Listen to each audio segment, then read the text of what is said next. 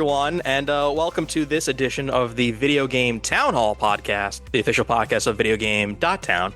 I am the mayor of such town and the host of this fine podcast. My name is Jared Russo.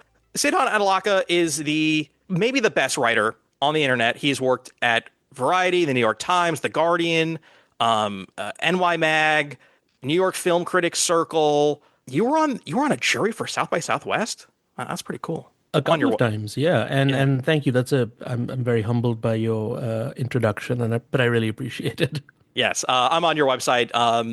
If you just type in his name, you can get all the links to social media, the resume, the writing, all sorts of fun stuff. Welcome, and what a vibe in New York it is right now. Isn't this incredible? Yeah, so we are actually recording this on the day of the Knicks parade. And I wouldn't have dared to go anywhere near it because there were people lining up at 4 or 5 in the morning for the 10 a.m. start. I have a cousin who grew up in New York but lives in LA, and he flew in just for the parade. So wow. Yeah, the vibes are immaculate right now. Yeah, there was no way I was waking up that early to camp out to be a part of 3 million people. That sounds about right. But we're not here to talk about sports, and we're not here to talk about video games unless you secretly are a gamer. Me? Yeah, maybe. Well, no. So it's quite ironic that I write for places like Video Game Town and IGN. I do own a gaming console, but I use it for gaming maybe like 1 or 2 days in the year at most. So I have less involvement in games than like even your most casual gamer. There are quite a few games that are very heavily cinematic. You know, the God of War series, they're all oneers. It's all one long continuous take. A lot of actors are giving really great performances. There's a lot of screenwriters who come and write games. So like there's a little Hollywood, in modern games. But yeah, if you're not into it, you're not into it. It's not a big deal. Oh, absolutely. It's something I appreciate from afar. Like whenever anyone, makes, let's say, a video essay about the cinematic nature of modern games, like my friend Patrick Willems, whose videos I work on from time to time. I love him. He made one of those recently, and I really appreciated it. But for me, and this is probably going to sound blasphemous to anyone who is a serious gamer, for me, video games are a very like turn your brain off activity. Like my definition of gaming, my personal, enjoyment comes from putting on GTA and just, free roaming and just shooting people and, jumping off of buildings. And it's a very mindless activity for me. There's nothing wrong with that. There's absolutely nothing wrong with treating it like that. By the way, Patrick did an amazing video essay on music videos. He did, yeah. Yeah, that was great. Primarily, we're here today, though, to talk about foreign films. So I went to film school. I did not learn much. I'm not the world's greatest at discussing film to the level that you are, but I've seen some stuff. I think I can hang.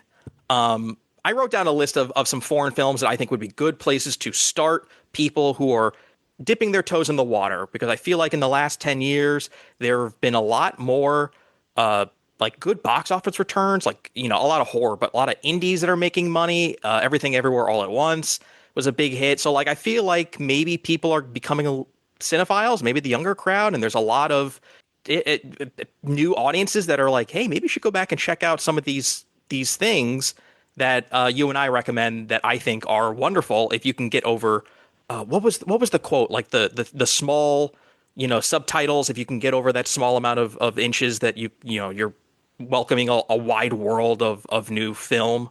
Yeah, it was from Parasite director Bong Joon-ho at the Oscars. I think he called subtitles a 1-inch hurdle. When it comes to foreign films, do you think there's a particularly good place to start in terms of when the movie came out, or what country made it, or what genre, or just, if someone just gushes and gushes about the 400 blows, is like, I guess I got to watch that first. Like, where do you start? Well, my personal favorite foreign film is The Godfather. It was made in the United States in the English language, and that is actually foreign to most of the world. I know that's not what you're asking about, but, just a little broadening of the context there, because foreign is such a nebulous term. And, we tend to group a lot of non-American, non-Western films under one umbrella. But there's also a necessity to that because, a lot of film culture globally tends to be very Hollywood focused. So for me personally, like my, broadening of my horizons, it really began through the internet in the mid 2000s through like the IMDb Top 250, which has now, I suppose, been replaced in importance by, the Letterboxd list of like highest rated movies. Either way, it's all user determined ratings. But at the same time, it does give you a sense of where most people, most film fans, are finding their entry points into non-English language and non-American cinema. And I think, for me personally, one of those was City of God, the Brazilian film, which is by Fernando Meirelles, and we don't talk about it that much anymore. But We should. in the mid 2000s, it was such a big deal. It came out in 2002. It's a crime film, and I won't say too much about it. It part because I haven't seen it in like 20 years. Same. But it was a good place to really explore how a film can give you a sense of time and place in a very interesting and unique style that you may not have experienced before. And that's one that is both, on the IMDb Top 250 and is still on like Letterboxd. That's such a mouthful to say with the possessive S. Letterboxd top 500. I believe it's like rated like number 10 or something like that. But yeah, that for me and for a lot of people around me was a really great entry point. But I think in recent years that might have been replaced by a film we just mentioned, Parasite. Yeah. Because South Korean media in general has been on the rise in global importance and popularity in the US in the last decade or so. And Parasite was a huge flashpoint for that because it did really well at the Oscars. It did really well at the US box office. And I think its themes are simple and universal enough to understand, even though its execution is anything but simple. It's a very, I would call it like a formally audacious film. The things it does with rhythm and stuff like that. But yeah, for a more modern look at how to broaden your understanding of what cinema can do, Parasite is a very good place to start.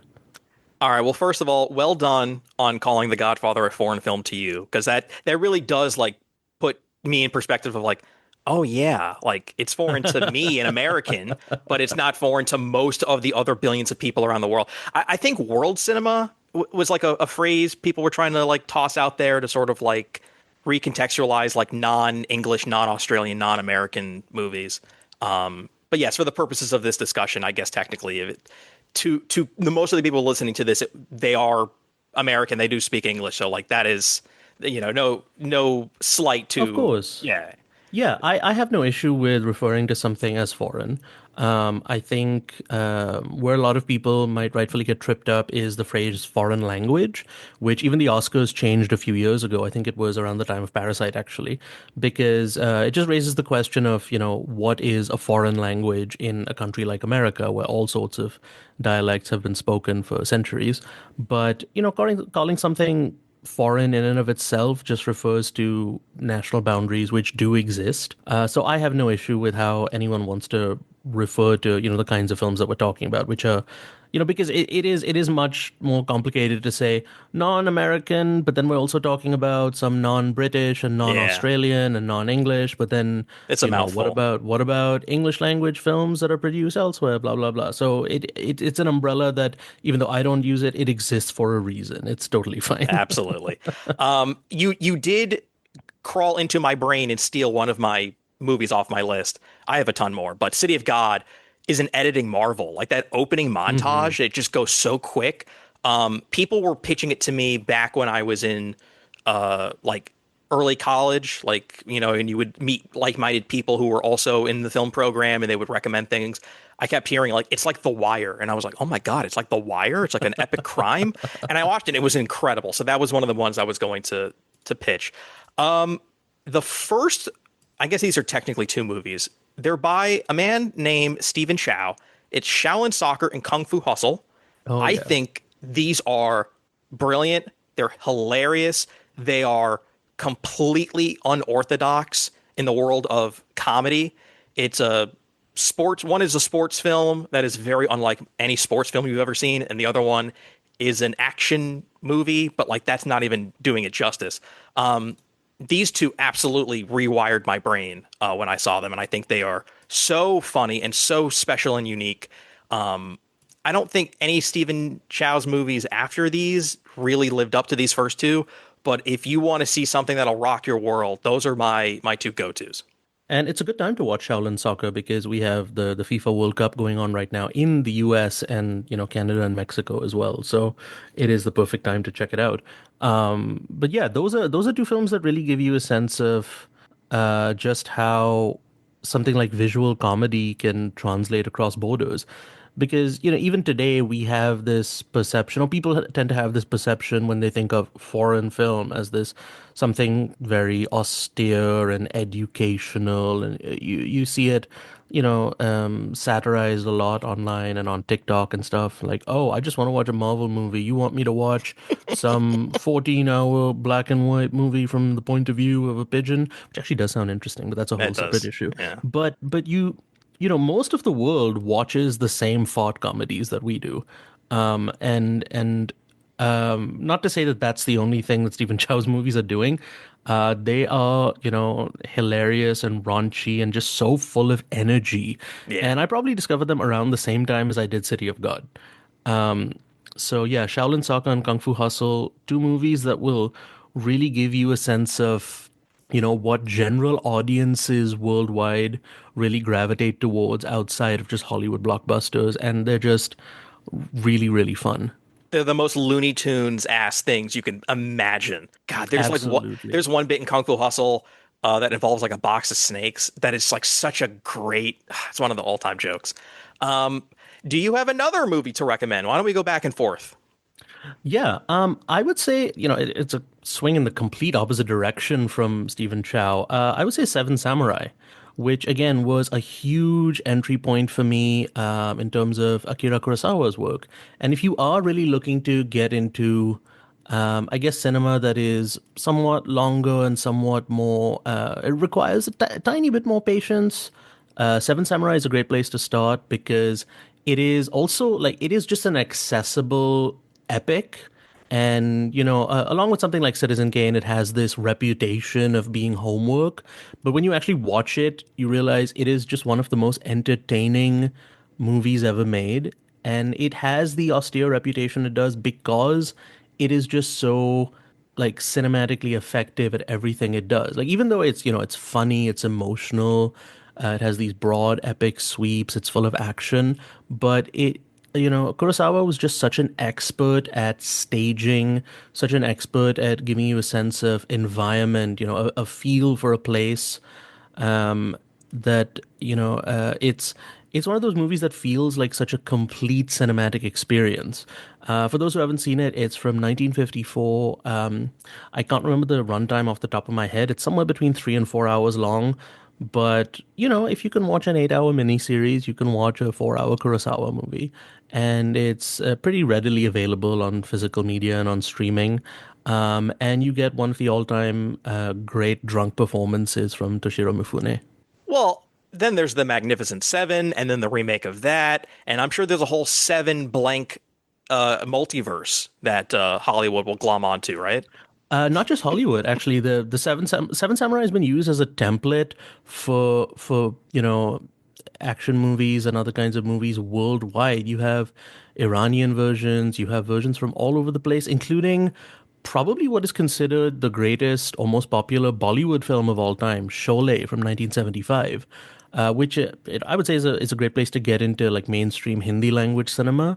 But that's the Magnificent Two as opposed to Seven. But at the same time, it is it once you start tracing the lineage of Seven Samurai, you see how cinema has, it sort of cross-pollinates where it goes from like, a distinctly Japanese style to the Hollywood Western to the Indian masala movie, which is a, sort of a mix of genres. And, from there and beyond, you start to put together the pieces of how films communicate with each other over the decades. I love what you said about how some people perceive every foreign movie to be The Seventh Seal, where it's black and white and it's dour, and Hmm. I mean that movie's also amazing. So I kept trying to think of things that were the opposite example of that, and one of Hmm. my all-time favorite movies ever, ever, ever is The Battle of Algiers, which is this propulsive, like it's like the joke online about like welcome to the resistance, like Yeah. joining. It's like that's what this God, it is so unbelievably good and rewatchable. I think it showed up at the beginning of One Battle After Another. I think that's what It Leo was does. Yeah, watching. yeah, Yeah. it is. It is. Like the music from Ennio Morricone, I think it got reused in Tarantino films. It is stunning. It is absolutely stunning. It's about the Battle of Algiers, Algeria and France. Rising up against colonization, and but it is just unbelievable to watch. Like, oh my God, like did they just like recruit that like mom to like smuggle a bomb into like you have no idea what's going to happen from one minute to the next. It absolutely incredible, propulsive film that I highly recommend. Yeah, some films have the reputation that they do and the stature that they do for a reason. Yeah, because they're really, really, really good. They're really good. All right, your turn. So, again, swinging in complete opposite direction, a much more small and intimate and simple film, one of Abbas Kiarostami's earliest films, with the English translation of the title in a literal sense is "Where is the friend's house?" But I've always found "Where is my friend's house?" or "Where is my friend's home?" to be a much more accurate descriptor of it. But you'll find it under the title "Where is the friend's house?" It's about a little boy in a village in Iran who has to return his friend's notebook for him so he can do his homework, which sounds incredibly simple, but it is. You see the whole world open up through the perspective of a child. Um, things about like how society works, how children are treated in, the world every day. And, it's not one where like, anything like massively like thrilling or conspiratorial happens, but at the same time, it is one of the most touching and riveting films I've seen because of the way Kiarostami presents this child's perspective and how the world seems so much bigger and complicated when you are a child. And today we tend to retreat into nostalgia for a lot of those feelings. Like, oh, I want a Star Wars film to give me the feeling I had when I was a kid. And that sort of thing is ephemeral. It can last for a few seconds because you see a familiar character. But a film like Where's the Friend's House will really, really give you, it'll really like recreate the experience of childhood of looking up at these people, these tall, mysterious adults who you're scared of, but who you revere because they know what the world is and you don't, and the world itself is such a mysterious and to use a familiar term, foreign place. And I think no film has captured that sensation more than this one. Well, I have never seen this, so I'm gonna write this down and check it out later. In my head, it is like Skinamarink, which is like from the perspective of like a child, basically, but like no, I didn't think about that. It's well, on the surface, nothing like it, but at the same time, now that you say that, I'm sure someone will program a double feature of the two. oh my God, I can't imagine. The next one on my list. Listen, the first thing I can remember watching was probably The Wizard of Oz or Aladdin, but I had Terminator 2 on VHS, and I watched that every day when I was a kid. I wound that tape out. So I'm very glued to violent R-rated action films.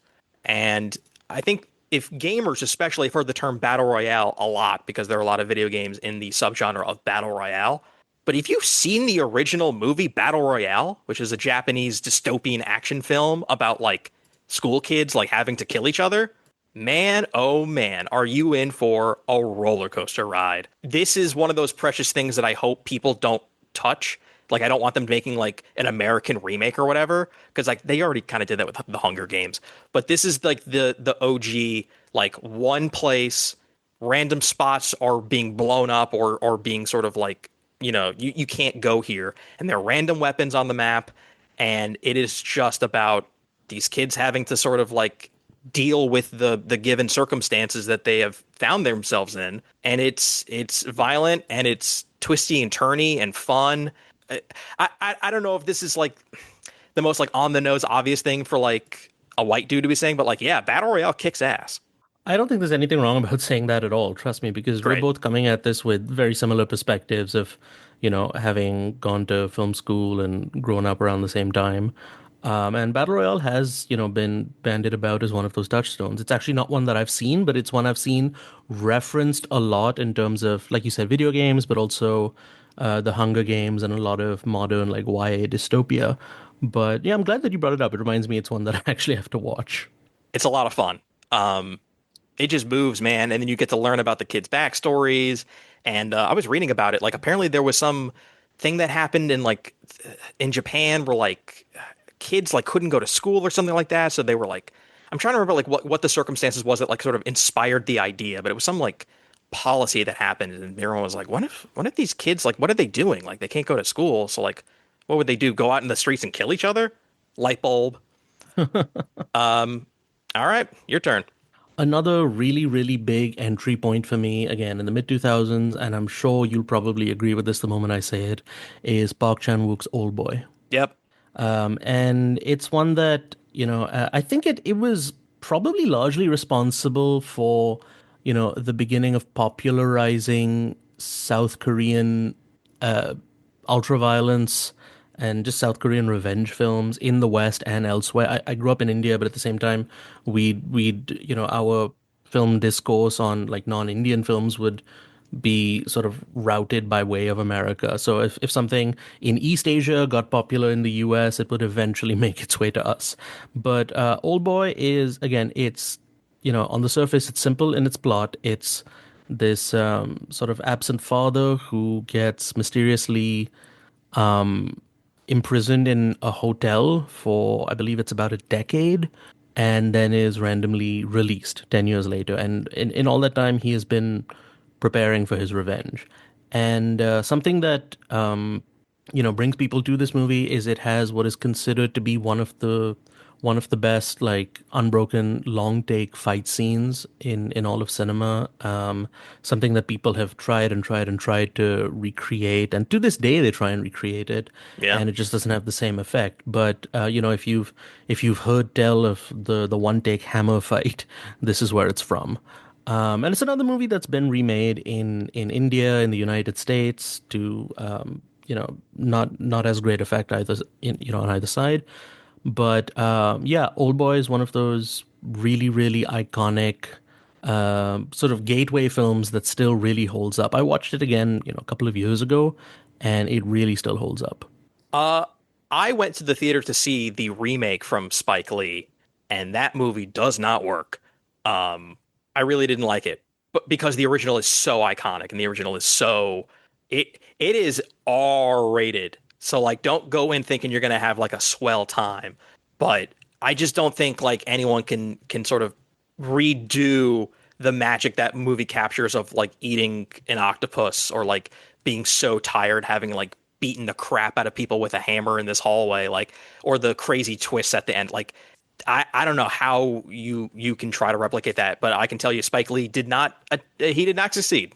He did not do it. Let me tell you something about, something not working. So the Indian version of this, Zinda, which means alive. So my dad watched it at some point at home, and he didn't know it was based on anything else. But he comes to me and says, "Hey, this movie, here's the plot, here's what it's about. Is it a remake of like a Hollywood movie or something? Because a lot of Indian films until very recently were just blatant knockoffs of other things." So he asked me like, "Is this a ripoff of something in Hollywood?" So I said, "No, it actually sounds like a remake of a South Korean film, Old Boy." And then he says, "Okay, in that movie, at the end, you know, spoilers, does this happen at the end? The big twist. I'm not going to say it on mic right now." I'm like, "Yeah, that's what happens at the end. But why?" And he says, "Oh, okay. In the version that we saw, the Indian version, they're building up to this big twist in a way that seems so obvious, and then they just don't do it at the end, to the point that like my dad clocked the twist in a version of the movie that doesn't have the twist." Wow. Yeah. And also imagine just making Old Boy without the twist. Yeah, that's bananas. Yeah. Crazy, crazy, crazy. All right. So another one I wrote down is a film called The Lives of Others, which is a Hmm. German film. My in-laws love British spy things in which like there's a lot of like wiretapping and like espionage and betrayals and just like very rich, dense dramas, usually revolving around sort of spy work at wars. And this is definitely one that I recommend in that it is about a very tumultuous time, and there's it's like Germany's split, and it's communism and blah blah blah, but just about like listening to like a family in secret and like learning about their lives and like how does that affect you and your job versus like what you feel like you need to do, and there's interrogations, and that's a fun thrilling movie that if you were paying attention to the Academy Awards, 20 years ago, I think I think it won. I think it won for Best International Feature. I believe it did. Yeah, that was Yeah. another a gateway film for me for I believe it's a German film, is that right? Yeah. Yep. Yeah, my next pick was going to be German anyway, so when we move on to it, we can talk about it. Uh, oh, I don't have anything else to say other than it's a little long. And the last time I saw it was like probably like 15 years ago. I think it's great. What's your German pick? So, this is around the time that I actually started paying attention to the Cannes Film Festival in 2016. It is a nearly 3 hour German comedy, so you know it's going to be a barrel of laughs. Oh yeah. No, it is actually very funny, but also very meaningful. Tony Erdmann, which is if you've heard of Sandra Huller, which who you might have given her work in Anatomy of a Fall and Zone of her Interest. Zone of Interest and her Yeah, role in Project Hail Mary this year. And she has, two other films coming out that were, at respectively at Berlin and Cannes, she's Rose great. and Fatherland. She's one of the world's greatest actresses. Yep. But yeah, so this was my first time seeing her, where she plays a middle-aged woman whose father is sort of a kind of a clownish presence. I would liken him to like, Michael Scott from The Office. And he's trying to make his way back into her life. And it is maybe the most eye-wateringly funny European comedy that I've seen in the last decade. And it has been a decade. I should rewatch it. But yeah, it also will give you an idea of like what kind of movies like do well at festivals like Cannes, stylistically and this and that. And of course, that is you know a more nuanced conversation. But it was my first time really paying attention to the festival and what was coming out of it. And now, of course, I've been going for a few years, and I've been lucky enough to discover firsthand where I suppose the world of cinema meets every year. But this was another, a gateway for me, but in a different way. It was a way to see not just what had like already come out and become popular, but also what was going to, be popular. What was, going to be cemented as the next great this, that, or the other. That's another one I got to write down because Sandra Huller is excellent, always excellent. Um, Hmm. all right, so this pick is cheating because it's three movies, but the common theme is that they're all animated. I feel like maybe pitching people on animated foreign films is a lot easier because usually it is either strikingly beautiful or there's something like very clever in the animation or in the way that they made the film. These three picks are The Triplets of Belleville, The Illusionist from 2010, not the one with Edward Norton, and Persepolis. These were probably, I think, maybe like the first three foreign things I had seen, not counting Wallace and Gromit whenever that came to American shores when I was a kid. Um, Triplets of Belleville and The Illusionist, I believe, are French. Well, The Illusionist is because it's about Jacques Tati from Playtime, and everyone knows who Jacques Tati is. Hopefully, they know who he is. And Persepolis is, I mean, people were talking about it recently because oh God, her name. What is her name? Marjane Satrapi. I probably butchered that. She recently passed away. That is based on a graphic novel and about her experience in Iran. like a coming of age sort of like biography of this woman during the Iranian Revolution and growing up and going on antidepressants, and it's hauntingly gorgeous and one of those things that is so specific to that person's experience, but it speaks to such a universal truth about just being a human and living in the crazy world that we live in. So those are the three animated picks that I would go with.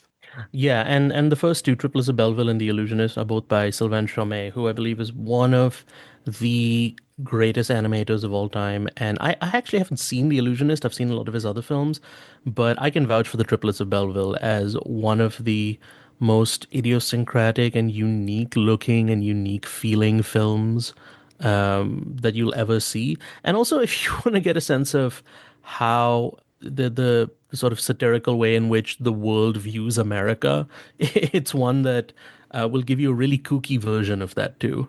Yeah, The Illusionist is great because it is a main character who's a magician who is just Jacques Tati, and the way he like moves his body and the things that he does.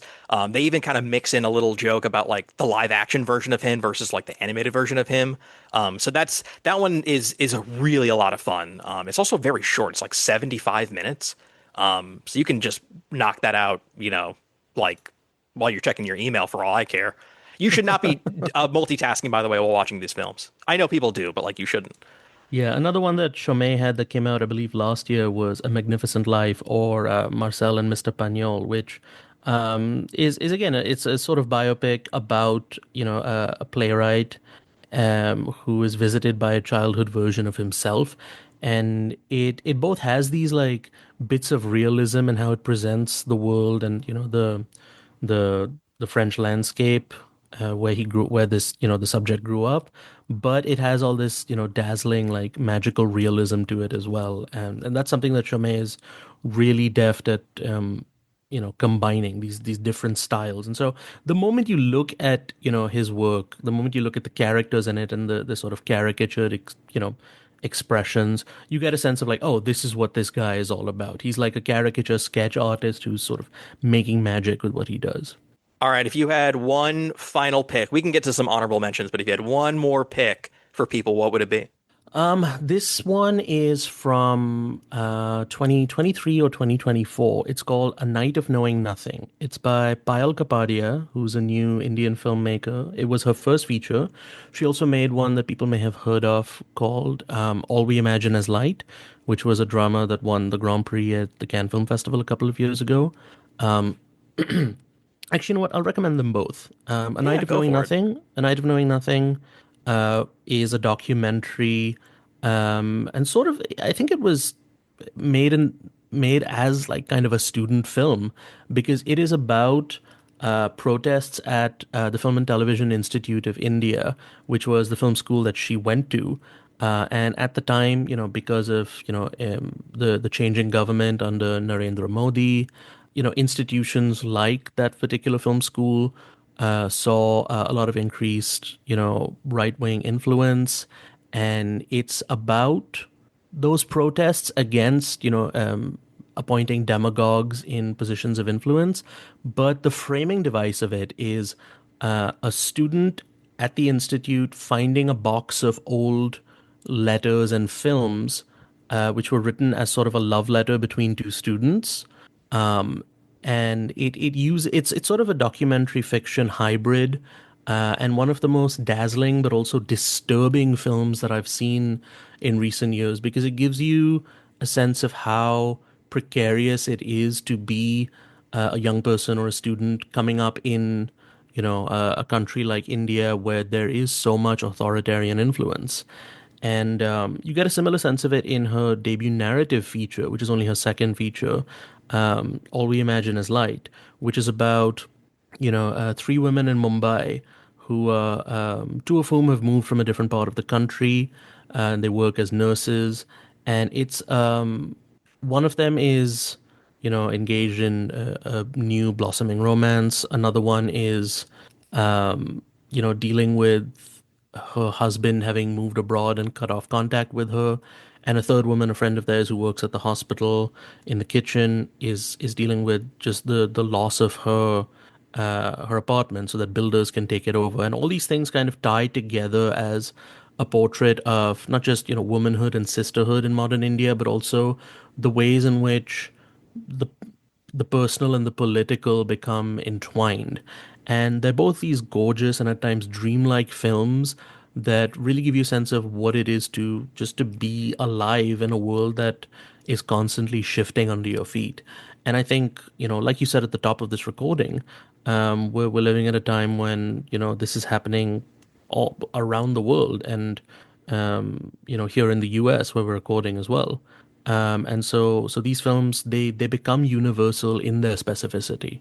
Yeah, man, it sucks. Like I was emailing you, I was complaining, I was having a bad day that day, and I was just like, God, like every day I read the news, it's like, what the fuck? But it's good to know that these are not emotions that only we are having in the now. Like it has happened many times before us and in many different places. Like, if you're not going to follow history, you're doomed to repeat it. And I think that's something that, we can find that's why films like these and, films from elsewhere in the world, that's the value they tend to have at a time like this because it's, people in societies that have been through what America is just starting to go through. Like I would say like everything that's happening in the US right now happened in India under Modi's rule just 10 years prior. So like modern Indian cinema is a place where you can really, really find where things are about to go here. And, things you might not find in American cinema because so much of it is dominated by Hollywood studios who are not going to be willing to, challenge or even comment on the status quo in any way. The great thing about what we're calling foreign cinema here is that you will find voices that have been able to just step outside the norm, and then they'll be able to reflect back to you the feelings that the thoughts and feelings that you might have been having but have no way to express or to process. And I think that's the beauty of just connecting with cinema worldwide. Yeah, if you think it's bad that some people who speak out about the genocide in Gaza and Palestine getting blackballed is bad, imagine being a filmmaker and having to smuggle your movies out through a birthday cake. Isn't that what happened? Yeah, was that Jafar Panahi? One Yeah, second, let me look this up. yeah. I want to say he had to smuggle out a movie on a thumbstick through a cake. Yeah, this was, I think it was one of his earlier films. Yeah. This is not a film, which was, I think, the first thing he made. This is the film that made me first hear of him in 2011. It's the first film he made when he was placed under house arrest. And since then, he has been making movies in Iran, sort of, illegally and outside the system. And last year, he had the film "It Was Just an Accident" or "A Simple Accident," which is it's a French production because no one in Iran is going to really bankroll his movies because they speak out against authoritarianism. But yeah, he's another filmmaker who really knows how to capture a sense of social realism while also commenting politically. So I have a list that is probably too long, so I'm just going to speed through them if you don't mind for about Go for it. 2 3 minutes. I did mention the 400 Blows. That's one of the greatest endings I've ever seen. If you like noirs, Les Samurai, a very cool movie. It's a slow burn. The Band's Visit. That is a movie that got turned into, I want to say, a musical or play or something. That's a heartwarming story. If you're a sicko like me, there's Titan, there's Holy Motors. Those are wild and a lot of fun. Or you can watch Paul Verhoeven, Elle and Benedetta. Those are two of his recent movies. Those are very lurid and they're taboo and sexy and thrilling. Chungking Express, a classic, gotta mention it. The Raid is maybe the best action movie I've seen in forever. The Raid and The Raid 2 are incredible. One of my favorite movies is Persona. That's if you're really into avant-garde stuff. Eight and a Half. Pretty much all my favorite movies are basically just rip-offs of Eight and a Half. Whether it be Stardust Memories or All That Jazz, and everything sort of stems from Eight and a Half. Let the Right One In. That's if you like horror. Baccarat, that came out a couple of years ago. That's that is a whole weird mix of genres.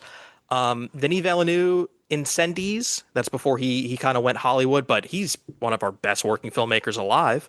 A Girl Walks Home Alone at Night. If you like gothic horror and black and white, there's Audition. That's if you really like gore.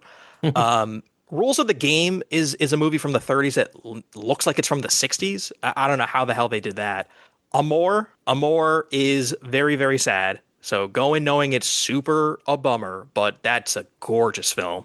And I would be bereft if I did not mention my single favorite movie of all time is Koyaanisqatsi. And I feel like that transcends language and barriers and countries. Like that's just the planet being shown to you.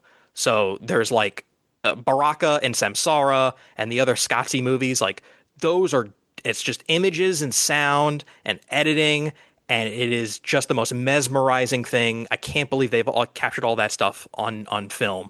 And one of the all-time great movie scores by Philip Glass as well. Oh, it's my favorite. I'm so upset when other people use it. Like I was sitting in Watchmen from Zack Snyder. I'm like, are you using the fucking Koyaanisqatsi score right now? That makes my blood boil. Any honorable mentions for you? Yeah, actually, since you started this list with the 400 blows, I'm gonna mention a film that was sort of formative for me because it feels like a descendant of it. It's an Indian um, independent film. Well, not quite independent. There was a bit of studio money behind it, but it was made, for a much smaller budget. It was made in 2010. It's called Udaan, which is Udaan, which means flight. It's it came at a time when the mainstream Bollywood film industry had just slightly started to step outside of the norm, and take a page out of the book of what's called parallel Indian cinema, which is the independent wave of Indian films that began in the 60s and 70s, which were much more experimental. And it's a film about a young man at a boarding school, on the precipice of adulthood, and he moves back in with his father, who he hasn't seen in many years, and he has this younger brother who's a kid, and it's about him dealing with, you know, well, on one hand, quite literally machinery because, he's forced to work in his father's factory, but also just the machinery of adulthood and of society, and the ways in which, these things are kind of designed to crush you and, keep you down and like just ensure that you are a good worker. Whereas he wants to be a poet, and the film really captures this sense of poetry and of the feeling of flight in a way that I thought was really really gorgeous. And yeah, I think that should be easy enough to stream or get on home video as well. It's called Odan. It sounds like a Bruce Springsteen song. Working in factories and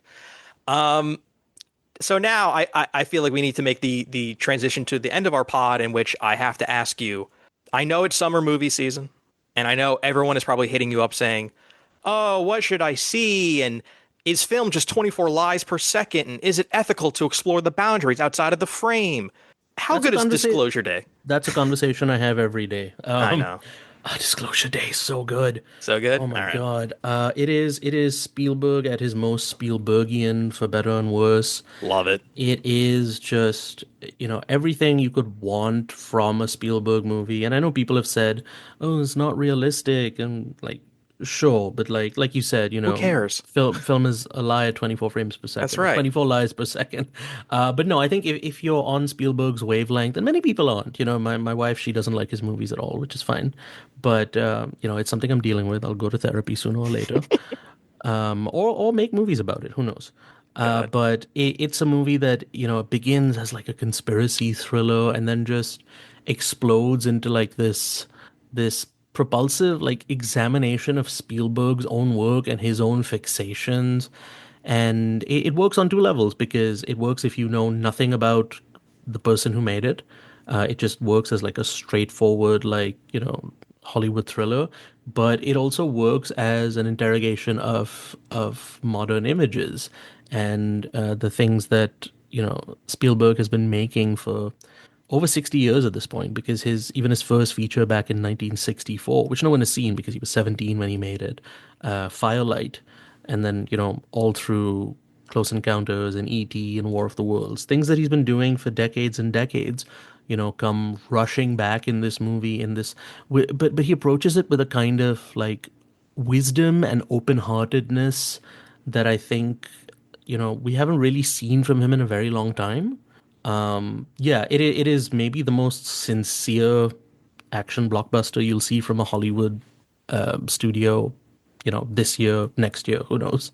Well, I am lagging behind on all sorts of things that you've written about that I have not seen. It's been a very busy summer for me. I'm traveling, I'm doing the website stuff, I'm planning a wedding. It's all I know is that The Sheep Detectives is very good, and I look forward to seeing all of these other things this summer that you've written about, whether it be Obsession and Backrooms.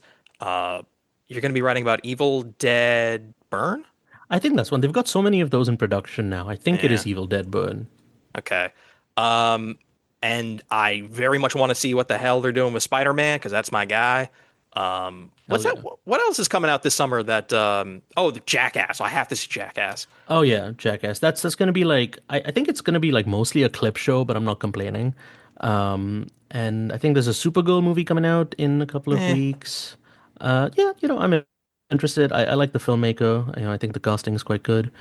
Apart from Spider-Man, hard to get excited about too much superhero stuff, but there's also this action movie, The Furious, which Yes, I've is heard very good things. it is so brutal and inventive. And I think, in many ways, it's probably going to end up being the successor to the Raid films in terms of being like the benchmark for East Asian, Southeast Asian action movies.